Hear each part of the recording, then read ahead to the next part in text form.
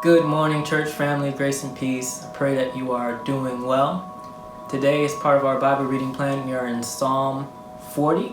So if you have not read Psalm 40 yet, I would encourage you to just press pause for a moment and read the full psalm and come back to us. As we read through the psalms together, again, we encourage you to read each psalm in its context, but also to remember to see the psalms as sort of an onboard to prayer, to see the Psalms as a way to express these emotions and words that you may not be able to articulate, to use the Psalms as your own personal prayers to God. And I want to do that for verse 3 in Psalm 40, and I'll read it. It says, "He put a new song in my mouth, a song of praise to our God. Many will see and fear and put their trust in the Lord." And I love the phrase, "He put a new song in my mouth." Earlier in the psalm, verses 1 and 2, David is reflecting on how God heard his cry and delivered him.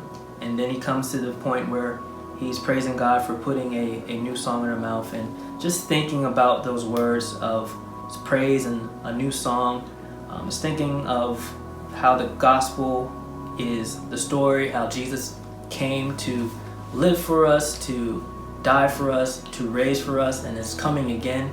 This is a story that is old, but should not be old to us. It should be like a new song, something that we can reflect on over and over and over again and not get tired of.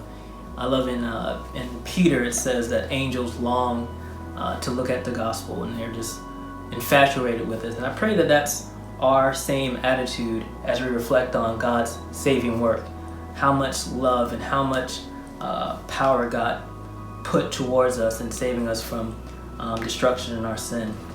And then later in verse 3, it says, "Many will see and fear and put their trust in the Lord."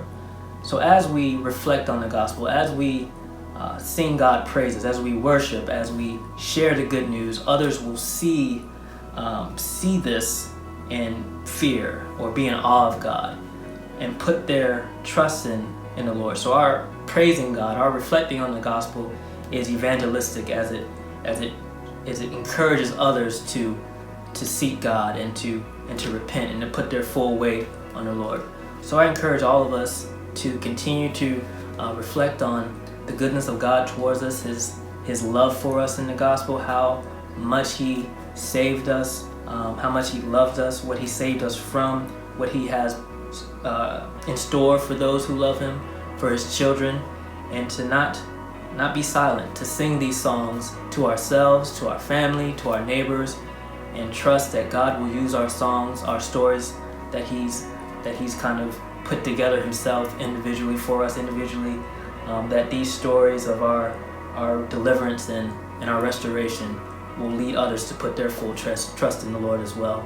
So as you read through the Psalm 40, again, put any verses that stood out to you in the comment section, any of your reflections. I pray that you have a blessed rest of your day. God bless.